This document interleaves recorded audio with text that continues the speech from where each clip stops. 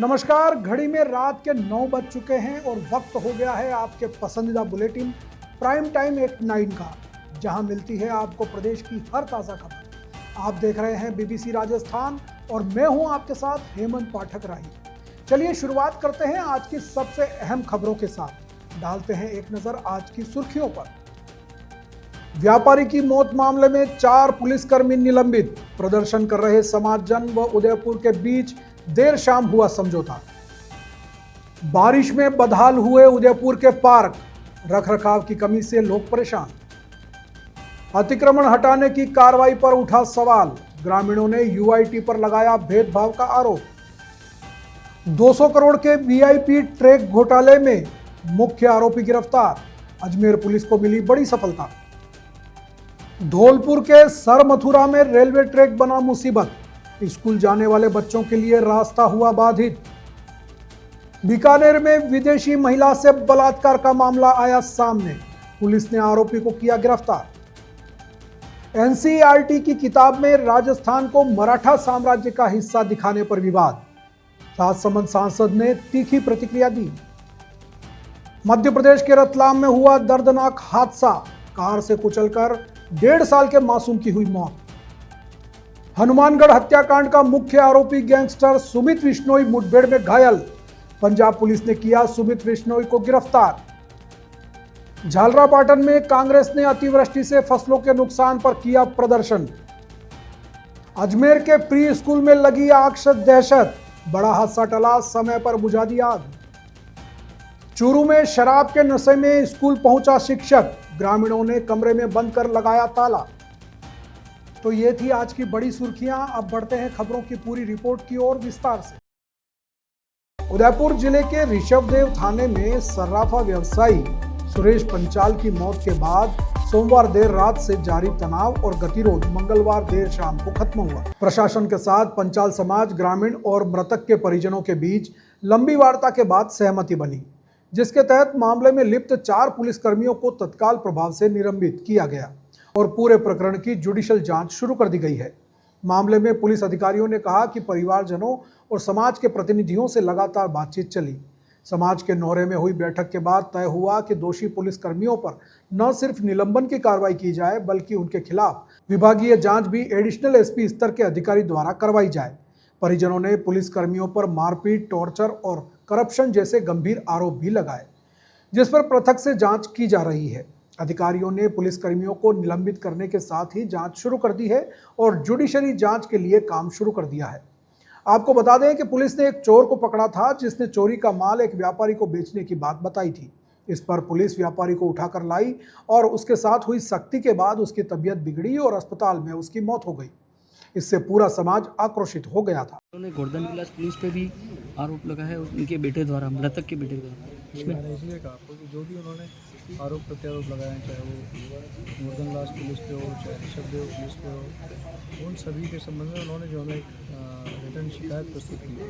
उस शिकायत को उन्होंने ले लिया है और एक अतिरिक्त पुलिस अधीक्षक स्तर के अधिकारी से उसका सत्यापन कराएंगे, जाँच कराएंगे और जांच उपरांत जो भी निष्कर्ष आएगा उसके अकॉर्डिंग कार्रवाई करेंगे। और जांच में हम आपको भरोसा दिलाते हैं पूरी निष्पक्षता से कार्रवाई करेंगे। बारिश के मौसम में उदयपुर के कई पार्कों की हालत खराब हो चुकी है। नगर निगम, यूडीए और हाउसिंग बोर्ड के लगभग 250 पार्कों में से कई में उचित रखरखाव नहीं होने के कारण लोगों को भारी दिक्कतों का सामना करना पड़ रहा है। कई पार्कों में दीवारें टूट चुकी हैं, घास बहुत बढ़ गई है और बच्चों के खेलने के लिए भी लगाए गए झूले व अन्य उपकरण भी खराब पड़े हैं। इससे सुबह शाम टहलने वालों और बच्चों को खेलने में परेशानी हो रही है। उदाहरण के लिए अंबा माता स्कीम के एक पार्क में तेज हवा और बारिश के कारण पेड़ और दीवार गिर गए थे, लेकिन अब तक उनकी मरम्मत नहीं की गई है। पार्क में लंबी घास उग गई है और बैठने तक की कोई व्यवस्था नहीं है। स्थानीय निवासियों का कहना है कि उन्होंने नगर निगम को कई बार इस बारे में शिकायत की है, लेकिन कोई कार्रवाई नहीं हुई। क्षेत्र के युवाओं सिद्धार्थ सोनी और सारंग शर्मा ने बताया कि प्रशासन की अनदेखी से वे बहुत निराश हैं। आप अभी जहाँ खड़े हैं, हम देखें, अभी हमने जो पार्क देखा वो अम्मा माता मंदिर के जस्ट पीछे की तरफ पार्क है, अम्मा माता स्कीम में। जिस तरह से इस पार्क की हालात हैं, कुछ समय से यहाँ के बच्चे जिस पार्क में हमारा भी बचपन इस पार्क में गुजरा है, तो उस पार्क में आज कोई भी कॉलोनी का बच्चा नहीं खेल पा रहा है। सब कॉलोनी वासी परेशान हो रहे हैं। एक कचरे का केंद्र बन चुका है। और आप देखें कि जिस तरह से बारिश के समय झाड़ियाँ उग रही है, निगम को कहीं बार शिकायत कर दी झाड़ियों को हटवाने के लिए। सांप, बिच्छू, ऐसी जो जीव जंतु हैं वो यहाँ मिलते हैं। और दूसरी चीज़, एक बहुत बड़ा पेड़ था जो बारिश के टाइम एक तूफ़ान आया था, उस समय वो गिर गया था और उससे बहुत ज़्यादा क्षतिग्रस्त हुआ था वो। तो उसके बावजूद हमने कॉलोनी वासियों ने मिलकर हमने कंप्लेन की कि जो दीवार टूटी है, जो रेलिंग टूटी है, जो नाली क्षतिग्रस्त हुई है, उसको सही कराया जाए। परंतु निगम है कि सुध नहीं लेता, क्योंकि उनको पता है कि कोई अब निगम का कोई पार्षद रहा नहीं है, कोई धनीधोरी इस वार्ड का रहा नहीं है। तो इस वजह से हम हमारी मनमानी करेंगे। तो उसके विरोध में हमने किया है और उसके हम और विरोध करते रहेंगे। कुछ ही समय पहले बबूल का पेड़ गिरने से जो पार्क है पीछे, उसकी दीवार टूट गई थी और उसकी अभी तक कोई सुध नहीं ली गई है। उसका मलबा जौंगाती वहीं पे पड़ा हुआ है और जो पार्क के अंदर भी गंदगी अभी उसी के कारण है। जैसे आधी दीवार का कचरा पार्क के अंदर है और आधा मलबा बाहर है, पर अभी तक किसी ने भी उसकी सुध नहीं ली गई है। पाली में नगर विकास न्यास की ओर से की जा रही अतिक्रमण हटाने की कार्रवाई पर सवाल उठाते हुए ग्रामीणों ने आज कलेक्ट्रेट पर जमकर विरोध प्रदर्शन किया। उनका आरोप है कि यूआईटी एक खास समुदाय के खिलाफ भेदभावपूर्ण कार्रवाई कर रही है। विरोध प्रदर्शन कर रहे रामासिया गांव के ग्रामीण हाथों में तख्तियां लेकर कलेक्ट्रेट के मुख्य द्वार के सामने सड़क पर बैठ गए। उन्होंने प्रशासन के खिलाफ जमकर नारेबाजी की। ग्रामीणों ने कलेक्टर एलएन मंत्री को मुख्यमंत्री के नाम एक ज्ञापन भी सौंपा। ज्ञापन में आरोप लगाया गया है कि यूआईटी अतिक्रमण हटाने की आड़ में केवल एक जाति विशेष के लोगों को निशाना बना रही है और उनके पुराने मकानों को तोड़ने की चेतावनी दे रही है। ग्रामीणों ने इस कार्रवाई को भेदभावपूर्ण बताते हुए इसकी निष्पक्ष जांच की मांग की है। प्रदर्शनकारियों ने बताया कि यूआईटी की तरफ से उन्हें 5 अगस्त से उनके पुराने मकानों को तोड़ने की चेतावनी दी गई है, जो पूरी तरह से अन्यायपूर्ण है। उन्होंने मांग की है कि इस मामले की जांच कर दोषी अधिकारियों के खिलाफ सख्त कार्रवाई की जाए। के पास हम आए थे कि हमारे गांव रामासिया में जो अपने अतिक्रमण के मकान तोड़ने का आदेश दिए यूआईटी द्वारा, उनको रोका जाए और गरीबों के आशियाने नहीं तोड़े जाए। कलेक्टर साहब ने थोड़ा आश्वासन दिया है। मैं इसको 10-15 दिन डिले कर लेता हूँ, तब तक आप आपकी कार्रवाई करिए। कितने मकान है, कितने दिन से रह रहे हैं लोग? मकान वो तो 15-20 साल से रह रहे हैं साहब उसमें। अपने खातेदारी भूमि में मकान बने हुए हैं, उनको रास्ते का अतिक्रमण कह करके उनको चिन्हित किया गया है। रामासिया में जो प्रकरण हुआ है उसके लिए हम आज ज्ञापन देने आए थे। पूरी समाज के और 36 कुंभ के बंधु है यहाँ पे जो अतिक्रमण कर रहे हैं। वो खुद तो वो अतिक्रमण कर रहे हैं सरकारी ज़मीन पे, और जो 20-25-40 साल से लोग रह रहे हैं, जो उनके मकान बना के रह रहे हैं, और उनको अतिक्रमण बता के प्रशासन से वो तोड़वाने की कोशिश कर रहे हैं। क्या वो सीधे आदमी है, उनको कोई मालूम है नहीं? प्रशासन से इनको नोटिस मिला तब जाके इनको मालूम पड़ा भाई हम कहाँ बाहर है, जबकि वो सामने वाली पार्टी है वो खुद बाहर अतिक्रमण कर रही है। इसके खिलाफ में हम आए थे, यहाँ शामिल होकर कलेक्टर साहब को मिले हैं। कलेक्टर साहब ने कहा है कि आप कार्रवाई की, थोड़ा दिन आप रुक जाइए, मैं तोड़वाऊंगा नहीं। 10-15 दिन का हमने उनको कलेक्टर साहब ने मोहलत दी है कि आप 15 दिन रुकिए, जो भी आप है कोई भी कार्रवाई करनी है वो करिए आप। अजमेर पुलिस को वीआईपी ट्रेड घोटाले में बड़ी सफलता मिली है। पुलिस ने इस हाई प्रोफाइल मामले के मुख्य आरोपी लोकेश चौधरी और उसके सहयोगी धीरज मिठानी को गिरफ्तार कर लिया है। इन दोनों पर 25-25 हजार रुपए का इनाम घोषित था और ये लंबे समय से फरार चल रहे थे। पुलिस अधीक्षक वंदिता राणा ने बताया कि ऑपरेशन मार्बल सिटी के तहत गांधीनगर थाना पुलिस ने यह कार्रवाई की। इन आरोपियों ने वीआईपी ट्रेड नामक एक फर्जी फॉरेक्स ट्रेडिंग कंपनी बनाई और लोगों को प्रतिमाह 8 से 10 हजार रुपए मुनाफे का लालच देकर करोड़ों रुपए की ठगी की। पुलिस के अनुसार ये आरोपी VRFX सॉफ्टवेयर का उपयोग कर फर्जी ट्रेडिंग का झांसा देते थे। इस घोटाले से सैकड़ों निवेशक प्रभावित हुए, जिन्होंने अपनी जीवन भर की कमाई गंवा दी, और पुलिस ने इससे पहले कंपनी के कैशियर बलवीर वैष्णव और नरेंद्र उर्फ नानू सहित 4 आरोपियों को गिरफ्तार किया था। गिरफ्तार किए गए दोनों आरोपियों को किशनगढ़ कोर्ट में पेश किया गया, जहां से उन्हें 3 दिन की पुलिस रिमांड पर भेज दिया गया है। अतिरिक्त पुलिस अधीक्षक दीपक शर्मा के निर्देशन में थाना प्रभारी संजय शर्मा के नेतृत्व में यह कार्रवाई की गई। पुलिस को उम्मीद है कि इन आरोपियों से पूछताछ के दौरान इस घोटाले से जुड़े और भी कई महत्वपूर्ण सुराग मिलेंगे, जिससे इस पूरे नेटवर्क का पर्दाफाश हो सकता है। फिलहाल पुलिस अन्य फरार आरोपियों और फंड से लेन देन के बारे में जांच कर रही है। देखिए, जैसे आप में से कई लोगों को पता होगा, पिछले समय में किशनगढ़ एरिया में एक वीआईपी ट्रेड करके फर्जी जो कंपनी होती है जो मल्टी लेवल मार्केटिंग टाइप की कंपनी होती है, मल्टी लेवल मार्केटिंग टाइप की नहीं बल्कि ये मल्टी लेवल इन्वेस्टमेंट टाइप की जो कंपनी थी, इसने काफी सारे आमजन से पैसे इकट्ठे किए और पैसे इकट्ठे करके जो इसके फाउंडर्स थे वो यहाँ से भाग गए थे। इसमें 31 एफआईआर किशनगढ़, मदनगंज और गांधीनगर थाने में मिला के दर्ज है आज की तारीख में। और इसमें जो मुख्य आरोपी था, 2 मुख्य आरोपी हैं जिनको आज गिरफ्तार किया गया है। एक का नाम लोकेश चौधरी है, एक का नाम धीरज गठानी है। ये काफी समय से हमारी टीम इनको ढूंढने का प्रयास कर रही थी और टीम ने काफी मेहनत करके और काफी मल्टीपल प्रदेशों का ये ऑपरेशन था और पिछले कई महीनों से इसके पीछे पीछे चलते हुए आज ये सफलता हाथ लगी है। इनके ऊपर 25-25 हजार का इनाम भी किया हुआ था इनकी क्राइम को देखते हुए।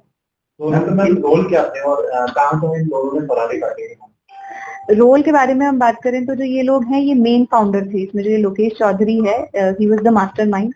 इन लोगों ने कंपनी बनाई जिसका नाम वीआईपी ट्रेड रखा। तो पहली चीज तो ये है कि एक्चुअली कोई कंपनी है नहीं, ये पूरी तरीके से एक फ्रॉड, इन्होंने एक छलावा क्रिएट किया। वीआईपी ट्रेड नाम की कोई कंपनी कहीं पर जेन्युइनली रजिस्टर्ड नहीं है। उसके बाद इन्होंने जो एक प्रमोशनल प्रेजेंटेशंस हैं और जो मटेरियल है वो क्रिएट किया और उस मटेरियल के अंदर इन्होंने इस तरीके से लोभ दिया लोगों को कि अगर आप आज पैसे लगाएंगे तो वो साल भर में 2 साल में आपको दुगने तिगने होकर मिल जाएंगे और महीने का 8 से 12% का आपको इसमें ब्याज मिलेगा। और जब सिक्योरिटी के रूप में ये खाली चेक या फिर किसी जमीन का जो है वो सौदा करके लोगों को देते थे। इसमें ये ना केवल ज्यादातर ट्रांजैक्शन ये कैश में करते थे, पर इन्होंने बिटकॉइंस जो होते हैं जिसके अंदर बियांसे करके एक क्रिप्टो करेंसी है उसका भी इन्होंने यूज किया है और इस तरीके से इन्होंने लोगों को छलावा किया है। इसमें सबसे टॉप पे जो था ये लोकेश चौधरी था और उसके साथ जो फाइनेंसेस वाला सारा काम देखता था ये धीरज गिठानी करके करता था। और अगर हम फरारी काटने की बात करें तो इन्होंने अलग अलग प्रदेशों में, मध्य प्रदेश, महाराष्ट्र, गुजरात, इस नॉर्थ के पूरे रीजन के अंदर फरारी काटी है। अब तक यह सामने आया है, बाकी इनसे पूछताछ में डिटेल की पता की जाएगी कि कब कब ये कहाँ रहे। ये जो कंपनी है वीआईपी ट्रेड वाली, ये है लगभग 1 से 1.5 साल से एक्टिव, लगभग 1 साल से एक्टिव थी। पिछले 6 महीने से तो ये जब से पुलिस ने मैं इसमें ये मेंशन करना चाहूंगी कि हमारे कॉग्निजेंस में जब ये मैटर आया तो पुलिस ने प्रोएक्टिवली इसमें लोगों को समझाइश करके और तब मुकदमे दर्ज कराए और उसके बाद ये पूरा का पूरा एक्सपोज हुआ और एक्सपोज होने के बाद ये लोग यहाँ से फरार हुए। इसमें जो टोटल मैंने आपको जैसे बताया अब तक 31 मुकदमे दर्ज हैं और पीड़ितों की संख्या है वो उससे कहीं ज्यादा है। और जो पहली एफआईआर है वो माह फरवरी में दर्ज हो गई थी जी। कितने करोड़ का लेन देन हो गया? ये काफी मल्टीपल करोड़ के अंदर हम बात कर सकते हैं कि 10 से 15 करोड़ कम से कम जी। 200 करोड़ की बात आई सामने अभी 200 करोड़ तो एक तो मैं ये कहना चाहूंगी कि अभी अनुसंधान का विषय 200 करोड़ जैसे नंबर पे पहुंचने के लिए हमारे पास सफिशिएंट एविडेंस अभी नहीं है। हम सभी लोगों से कैलकुलेट करके किसने कितने पैसे लगाए हैं और कई बार पैसे जो रिटर्न हुए हैं उन सभी चीजों को कैलकुलेट करके एग्जैक्ट अमाउंट जो है वो कैलकुलेट कर रहे हैं। और अब ये जब हमारे सामने आ गए हैं तो ऐसा भी हो सकता है कि जो कई पहलू जो अब तक हमारे सामने नहीं आए थे वो इनसे पूछताछ के बाद हमें क्लियर होंगे। और जहां तक रिकवरी की बात है वो अनुसंधान के बाद सर्टेनली इन्होंने ये जो पैसे लिए हैं ये किन चीजों में डाले हैं उसके आधार पर इनसे रिकवरी भी की जाएगी। और जो नए कानून है उसके अंदर जो प्रोसीड्स ऑफ क्राइम है उसको कुर्क करने का प्रावधान भी है और वो प्रावधान भी अमल में लाया जाएगा। धौलपुर जिले के सरमथुरा उपखंड के सुनकई गांव में रेलवे ट्रैक का निर्माण कार्य बच्चों के और शिक्षकों के लिए बड़ी समस्या बन गया है। यहाँ ब्रॉडगेज लाइन बिछाने के लिए 10 फीट ऊंचा प्लेटफॉर्म बनाया गया है जिसने राजकीय उच्च माध्यमिक विद्यालय सुनकई के रास्ते को पूरी तरह से बाधित कर दिया है। इस कारण 220 बच्चे और कई शिक्षक जान जोखिम में डालकर इस फिसलन भरी मिट्टी के रास्ते में स्कूल जाने को मजबूर हैं। खासकर बारिश के मौसम में यह समस्या और भी गंभीर हो जाती है जब मिट्टी धंसने लगती है और फिसलन बढ़ जाती है। मासूम बच्चों को सिर पर बस्ता और हाथों में चप्पल लेकर इस रास्ते से गुजरना पड़ता है जिससे उन्हें चोट लगने का खतरा बना रहता है। विद्यालय के प्रधानाचार्य लखनलाल मीणा ने इस समस्या को लेकर सरमथुरा के एसडीएम अमन चौधरी से मुलाकात की है और जल्द से जल्द समाधान की गुहार लगाई है। उन्होंने बताया कि इस रास्ते से महिला शिक्षकों को भी काफ़ी परेशानी हो रही है। गांव वालों का कहना है कि रेलवे को इस प्लेटफॉर्म के साथ साथ एक सुरक्षित रास्ता भी बनाना चाहिए ताकि बच्चों और शिक्षकों को इस तरह की परेशानी का सामना न करना पड़े। यह मामला दिखाता है कि विकास कार्यों के दौरान स्थानीय लोगों, खासकर बच्चों की सुरक्षा और सुविधा का ध्यान रखना कितना जरूरी है। बीकानेर में एक विदेशी महिला के साथ बलात्कार का गंभीर मामला सामने आया है। पुलिस ने इस मामले में त्वरित कार्रवाई करते हुए आरोपी दिनेश गौड़ को गिरफ्तार कर लिया है। पीड़िता फिलीपींस की रहने वाली है और भारत में वर्किंग वीजा पर काम कर रही थी। जानकारी के अनुसार पीड़िता शहर के JNV कॉलोनी इलाके में एक निजी अपार्टमेंट में रहती थी।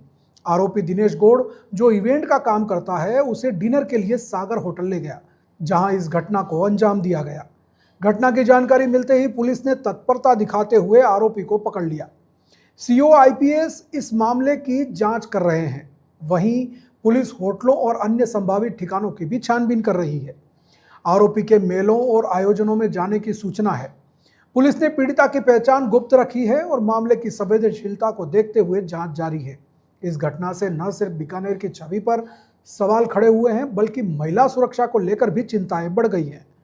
पुलिस अधीक्षक ने कहा कि आरोपी के खिलाफ सख्त कार्रवाई की जाएगी और अगर आरोप साबित होते हैं तो वो उसे कानून के मुताबिक कड़ी सजा दिलवाएंगे। National council of education research and training की कक्षा 8 की सामाजिक विज्ञान की किताब में छपे एक नक्शे को लेकर राजस्थान में विवाद खड़ा हो गया है। इस नक्शे में जैसलमेर, मेवाड़ और बूंदी सहित राजस्थान के कई हिस्सों को मराठा साम्राज्य का हिस्सा दिखाया गया है, जिसके बाद 4 प्रमुख पूर्व राजघरानों और भाजपा सांसद ने इसका कड़ा विरोध जताया है। मेवाड़ के पूर्व राजघराने से आने वाले नाथद्वारा विधायक विश्वराज सिंह मेवाड़, उनकी पत्नी व राजसमंद से भाजपा सांसद महिमा कुमारी मेवाड़ ने इस पर तीखी प्रतिक्रिया दी है। उनके साथ जैसलमेर के पूर्व राजघराने के चैतन्य राज सिंह भाटी और बूंदी के पूर्व राजघराने के ब्रिगेडियर भूपेश सिंह हाड़ा ने भी इस नक्शे को इतिहास के साथ छेड़छाड़ बताया है। इन सभी ने NCERT के शिक्षाविदों से कहा कि यह उनके पूर्वजों के बलिदान को कम करके आंकने का प्रयास है। उन्होंने मांग की है कि इतिहास को तथ्यों के आधार पर प्रस्तुत किया जाना चाहिए, न कि किसी क्षेत्रीय या राजनीतिक एजेंडे के तहत। सांसद महिमा कुमारी मेवाड़ और विधायक विश्वराज सिंह ने ट्वीट कर कहा कि पहले ब्रिटिश शासन के अंतर्गत गलत तरीके से पेश किया गया और अब मराठों के अधीन बताया जा रहा है। NCERT के शिक्षा विशेषज्ञों को कौन शिक्षित करेगा? क्या वे भारत के ऐतिहासिक तथ्यों को सही तरीके से प्रस्तुत करने में सक्षम हैं? इस पर गंभीर संदेह है। पूर्व राजघरानों ने NCERT से इस गलती को सुधारने और भविष्य में ऐसी चूक न करने की मांग की है, ताकि बच्चों को सही इतिहास पढ़ाया जा सके। शायद आपको जानकारी होगी कि NCERT ने 8वीं कक्षा के लिए एक किताब प्रकाशित की है, जिसमें मराठा साम्राज्य का नक्शा बनाया गया है। और यह एक अचंभे की बात है कि उन्होंने मेवाड़ को और राजस्थान को मराठा एम्पायर का एक भाग माना है। हम सभी को पता है कि भारत के इतिहास में राजस्थान का क्या योगदान रहा है। कभी तो राजस्थान और मेवाड़ को मुग़लों के अधीन, कभी अंग्रेज़ों के अधीन और अब मराठों के अधीन बताना, यह तो एक बहुत ही बड़ी गलती है। इसका सुधार अनिवार्य है। रतलाम के औद्योगिक नगर थाना क्षेत्र स्थित अलकापुरी कॉलोनी में एक दिल दहला देने वाली घटना हुई है। कार की चपेट में आने से 1.5 साल के मासूम ऋषिक की मौत हो गई। ऋषिक रिटायर्ड SI रमेश तिवारी का पोता था। घटना के समय ऋषिक अपनी दादी की गोद में था, लेकिन खेलते खेलते वह घर के बाहर आ गया। इसी दौरान एक सफेद रंग की कार लापरवाही से गुजरी और मासूम को कुचलकर मौके से भाग गई। इस पूरी घटना का CCTV फुटेज भी सामने आया है। पुलिस जांच में सामने आया कि कार को 16 वर्षीय नाबालिग चला रहा था, जो उसी कॉलोनी में किराए पर रहकर पढ़ाई करता था। घटना वाले दिन उसके पिता रतलाम आए थे और उन्होंने हाल ही में यह कार खरीदी थी। पिता के आने पर उदय सिंह कार लेकर एक चक्कर लगाने की बात कहकर निकला था, तभी यह हादसा हुआ। पुलिस ने नाबालिग चालक और उसके पिता दोनों के खिलाफ मामला दर्ज कर लिया है। घटना के बाद से ऋषिक के माता पिता और परिजनों का बुरा हाल है। ऋषिक का एक जुड़वा भाई भी है और अब वही परिवार का सहारा है। हनुमानगढ़ के लखासर गांव में हुए महावीर विश्नोई हत्याकांड के मुख्य आरोपी गैंगस्टर सुमित विश्नोई को आज पंजाब पुलिस ने मुठभेड़ के बाद गिरफ्तार कर लिया। चंडीगढ़ के पास डेरा बस्सी में हुई इस मुठभेड़ में सुमित विश्नोई के पैर में गोली लगी है, जिसके बाद उसे अस्पताल में भर्ती कराया गया है। पंजाब पुलिस की एंटी गैंगस्टर टास्क फोर्स और डेरा बस्सी पुलिस को सूचना मिली थी कि गैंगस्टर सुमित विश्नोई डेरा बस्सी के एक PG में छिपा हुआ है। जब पुलिस टीम वहां पहुंची तो सुमित ने उन पर फायरिंग कर दी। जवाबी कार्रवाई में पुलिस ने भी गोली चलाई, जिसमें सुमित विश्नोई घायल हो गया। पुलिस के अनुसार Sumit Vishnoi gangster Lawrence Vishnoi gang का एक सक्रिय सदस्य है। हनुमानगढ़ की गोलूवाला पुलिस महावीर विश्नोई हत्याकांड में उसकी तलाश कर रही थी। गोलूवाला पुलिस के डेरा बस्सी पहुंचने से पहले पंजाब पुलिस ने उसे मुठभेड़ के बाद पकड़ लिया। उपचार के बाद गोलूवाला पुलिस सुमित विश्नोई को प्रोडक्शन वारंट पर हनुमानगढ़ लेकर आएगी, जहां उससे हत्याकांड के संबंध में पूछताछ की जाएगी। DSP Vikram Brar, SHO Dera Bassi inspector Sumit Maur, AGDF की साडी एंटी गैंगस्टर टास्क फोर्स की जी टीम है वो नाल इन्हों ने इस एरिए के आके जो दबिश की तो इतने चैकिंग शुरू की PG के जो फर्स्ट फ्लोर से गए इन्होंने कमरा खड़काया तो उतों अंदरों पहला उन्होंने दरवाज़ा नहीं खोलिया। उस तो बाद जो नॉक किया तो अंदरों एक लड़के ने फायर किया पुलिस पार्टी से। जो उन्होंने देखा कि बाहर पुलिस खड़ी है उन्हें मार देने की नीयत नाल साडे पुलिस पार्टी से फायर किया। जवाबी फायर के एक जड़ा लड़का उहदे लत्त दे विच इंजरी हुई है, फायर आर्म इंजरी हुई है। झालरापाटन ब्लॉक कांग्रेस कमेटी ने पिछले कई दिनों से हो रही लगातार बारिश और अतिवृष्टि से किसानों की खरीफ फसलों में हुए नुकसान को लेकर प्रदर्शन किया। कांग्रेस कार्यकर्ताओं ने तहसीलदार को मुख्यमंत्री के नाम एक ज्ञापन सौंपकर किसानों को तत्काल राहत देने और मुआवजे की मांग की है। ब्लॉक कांग्रेस अध्यक्ष इम्तियाज हुसैन के नेतृत्व में हुए इस प्रदर्शन के दौरान कांग्रेस नेता और पार्षद मोहम्मद कासिम भट्टी ने बताया, क्षेत्र के पिपलोद, गिरधरपुरा, सालरिया, गोवीपुरा, गागरोन, दुर्गापुरा और अन्य गांवों में किसानों की खरीफ फसलें, जिनमें सोयाबीन, मूंग, उड़द, मक्का और धान शामिल हैं, बुरी तरह से प्रभावित हुई हैं। लगातार खेतों में पानी भरा रहने से फसलें गलने और सड़ने लगी हैं, जिससे किसानों की मेहनत और उम्मीद दोनों पर पानी फिर गया है। इस स्थिति ने किसानों के सामने एक बड़ा संकट खड़ा कर दिया है। ज्ञापन में कांग्रेस ने स्मार्ट मीटरों में आ रहे अत्यधिक बिल और उसका भी मुद्दा उठाया। कार्यकर्ताओं ने मांग की कि जिन स्मार्ट मीटरों में बिल अधिक आने की शिकायतें हैं, उनकी जांच कर आवश्यक कार्रवाई की जाए और उन मीटरों को बदला जाए, ताकि जनता पर पड़े आर्थिक बोझ को कम किया जा सके। कांग्रेस ने तहसीलदार से आग्रह किया है कि अतिवृष्टि से हुए नुकसान का तत्काल सर्वे कराकर प्रभावित किसानों को जल्द से जल्द मुआवजा राशि दिलाई जाए। जो उन्होंने 2-2 बार फसल बो दी और उसके बाद उनका बीज खत्म हो गया, उनका हम चाहते हैं सरकार उनका सर्वे कराए और उनको मुआवजा, उचित मुआवजा दिलाया जाए। दूसरा हमारा स्मार्ट मीटर का मामला है। जो स्मार्ट मीटर जबरदस्ती लोगों पर थोपा जा रहा है। अगर कोई बदला, जिसका मीटर अच्छा चल रहा है उसके बावजूद उससे उसको डरा धमका के उसका मीटर बदलाया जा रहा है और इतना बिल आ रहा है कि लोग अपना घर चलाएं या बिल जमा करें। हम कांग्रेस चाहती है कि इस मीटर को रोक लगाई जाए, ये मीटर नहीं लगाए जाए। दूसरा, उचित मुआवजा किसानों का दिया जाए, ये कांग्रेस की मांग है। अजमेर के नगरा इलाके में स्थित किड्जी प्री स्कूल की तीसरी मंजिल पर शॉर्ट सर्किट से आग लग गई, जिससे पूरे इलाके में दहशत फैल गई। हालांकि समय रहते आग पर काबू पा लिया गया और एक बड़ा हादसा टल गया। घटना में कोई भी हताहत नहीं हुआ है। आग स्कूल की तीसरी मंजिल पर बने एक मंदिर में लगी थी, जिसके बाद देखते ही देखते पूरा स्कूल धुएं से भर गया। स्कूल प्रशासन ने तत्काल कार्रवाई करते हुए सभी मासूम बच्चों और स्टाफ को सुरक्षित बाहर निकाला। आग लगने की सूचना मिलते ही अभिभावकों में दहशत फैल गई और वे तुरंत स्कूल पहुंच गए। सूचना पर पहुंची फायर ब्रिगेड की टीम ने कुछ ही देर में आग पर काबू पा लिया। सहायक फायर ऑफिसर सुरेंद्र मीणा और स्कूल संचालक रंजीता ने बताया कि शॉर्ट सर्किट के कारण आग लगी थी। इस घटना ने एक बार फिर से स्कूलों में सुरक्षा उपायों की अहमियत को उजागर किया है। फिलहाल पुलिस मामले की जांच कर रही है। जैसे ही मुझे थोड़ा सा धुआं दिखा, मैं भागती हुई नीचे आई। मैंने स्कूल के सारे बच्चों को बाहर निकाला, स्कूल के कैंपस से पास वाले घर में शिफ्ट करा और पूरे स्टाफ को बाहर निकाला। सारे जितने भी जन लोग थे अंदर, इवन हमारा एक डॉग था उसको भी मैं बाहर ले आई, सबको बाहर ले आई और हम सब पूर्ण तरह से सारे बच्चे सुरक्षित हैं, हम सुरक्षित हैं। ऊपर घर में थोड़ा सा नुकसान हुआ। ऊपर आप ही रहते हैं? मतलब हाँ, मैं ही रहती हूँ, मेरा ही रेजिडेंस है, मैं ऊपर ही थी। जैसे ही मैंने थोड़ा सा धुआं देखा, मैं भागती हुई नीचे। कैसे आग कैसे लगी? अब वो तो सर अब देखेंगे तब पता पड़ेगा। तो अभी क्या कंट्रोल है? हाँ, पूरी तरह बंद हो गई सर। अब तो फायर ब्रिगेड वाले आ गए। तो आप मालिक हैं स्कूल के? जी, प्रिंसिपल मालिक हूँ सर। क्या नाम? डॉक्टर रंजीता तंवर। चलिए, स्कूल जो यहाँ बाहर ही खड़े थे, यहाँ गेम्स खेल रहे थे। ऐसी कोई किसी प्रकार की कोई हताहत होने की कोई आशंका नहीं है। सिर्फ एक मंदिर में पीछे शॉर्ट सर्किट की वजह से आग लगी है और पूरे अग्निशमन यंत्र समेत इस स्कूल के अंदर सारे साधन मौजूद है। पीछे जंगला है, सिर्फ एक मंदिर में जरा सा शॉर्ट सर्किट हुआ, उसकी वजह से धुएं का गुब्बार एक जगह इकट्ठा हो गया, इसकी वजह से घबराहट पैदा हो गई। बाकी इस तरह की कोई टेंशन नहीं है। इस स्कूल में जो भी साजो सामान होने चाहिए एक स्कूल के अंदर, वो सारा सब कुछ उपलब्ध हमेशा 24 आवर्स रहता है। इनका इवन इनका रेजिडेंस भी यही है। पूरी आग पूरी तरह से कंट्रोल है। सिर्फ एक मंदिर के एक पार्ट में धुआं शॉर्ट सर्किट हुआ था, उसी की वजह से वो एक मंदिर एक छोटा रूम होता है, उसी की वजह से वहाँ गुबार हो गया था धुएं का। वो हाँ, उस स्मेल आने की वजह से यहाँ पता पड़ा था। तुरंत आइडेंटिफाई किया गया कि कहाँ से आग लगी है। उस जगह को अग्निशमन विभाग इस मौके पर आ गया है। ठीक है, हमने उसको आइडेंटिफाई करके उसको ट्रैक करके आग को पूरी कंट्रोल कर ली है। अभी पूर्ण रूप से शांति है, कोई तकलीफ वाली बात नहीं। गजराज चौधरी। चूरू जिले के झरिया गांव में शिक्षा के मंदिर को शर्मसार कर देने वाली घटना सामने आई है। यहां राजकीय उच्च माध्यमिक विद्यालय में एक शारीरिक शिक्षक शराब के नशे में धुन होकर पहुंचा, जिसके बाद ग्रामीणों ने उसे स्कूल के एक कमरे में बंद कर बाहर से ताला लगा दिया।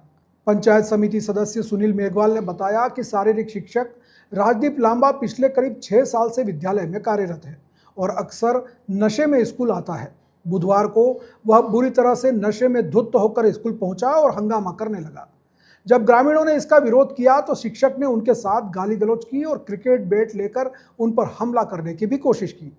इसके बाद ग्रामीणों ने उसे एक कमरे में बंद कर दिया और पुलिस को सूचना दी। इस घटना पर जिला शिक्षा अधिकारी गोविंद सिंह राठौड़ ने बताया कि झरिया गांव के विद्यालय में शारीरिक शिक्षक के नशे में आने की शिकायत मिली है। उन्होंने चूरू से सीबीओ को मौके पर भेजा है और पीओ को तथ्यात्मक रिपोर्ट भेजने के लिए कहा है। राठौड़ ने स्पष्ट किया कि जांच में दोषी पाए जाने पर शिक्षक के खिलाफ कड़ी कार्रवाई की जाएगी, क्योंकि इस तरह की घटना बिल्कुल बर्दाश्त नहीं की जाएगी। करीब 2 घंटे चले इस हंगामे के बाद दुधवा खारा थाना पुलिस मौके पर पहुंची और शारीरिक शिक्षक को हिरासत में ले लिया। फिलहाल मामला शांत हो गया है, लेकिन ग्रामीणों में आक्रोश बरकरार है। अपने को 10:30 बजे के आसपास ही सूचना मिली थी कि किडजी स्कूल अपने नगरा में वहाँ पे कोई फायर कॉल हुआ है। तो तुरंत प्रभाव से हमने आजाद पार्क से गाड़ियाँ रवाना करवाई, एक सेंद्रिया फायर स्टेशन से गाड़ी रवाना करवाई। अपने पूरा आग पर काबू पा लिया गया। तो एसी में शॉर्ट सर्किट था, उस वजह से फायर कॉल हुआ था यहाँ पे। तो पूरी तरीके से आग काबू। Surendra Meena, assistant fire officer Ajmer. Telephonic सूचना मेरे पास आई है गांव के किसी व्यक्ति के द्वारा। तो हमने जो है यहाँ सीबीओ को तुरंत भेज दिया है, वहाँ के पीओ को भी पाबंद कर दिया है कि तुरंत फैक्चुअल रिपोर्ट भेजे। और सीबीओ मौके पर पहुँच गए हैं। वो जैसे ही आएगा और यदि वो निश्चित रूप से जो शिकायत दर्ज की गई है उस सत्य है तो उसके विरुद्ध अनुशासनात्मक कार्रवाई की जाएगी, कठोरतम अनुशासनात्मक कार्रवाई की जाएगी। हम कतई इसके पक्ष में नहीं है कि इस तरह का संस्कारहीन आचरण जो है हमारे विद्या मंदिर में हो। तो हम पूरी उसके इनोवेशन कर रहे हैं और सीबीओ मौके पर पहुंच गए हैं। वो जैसे ही रिपोर्ट देंगे तुरंत उसकी कार्रवाई। तो ये थी आज की बड़ी खबरें। राज्य की हर छोटी बड़ी हलचल को जानने के लिए जुड़िए हमारे साथ हर रात 9 बजे BBC Rajasthan at prime time at 9 पर। अगर आप भी अपने क्षेत्र, संस्था, समाज या संगठन की खबरें हमारे साथ साझा करना चाहते हैं तो हमसे संपर्क करें 9414102499 पर। और राजस्थान की हर ताज़ा जानकारी के लिए फॉलो करें और सब्सक्राइब करें हमारे इंस्टाग्राम व यूट्यूब चैनल BBC राजस्थान को। नमस्कार।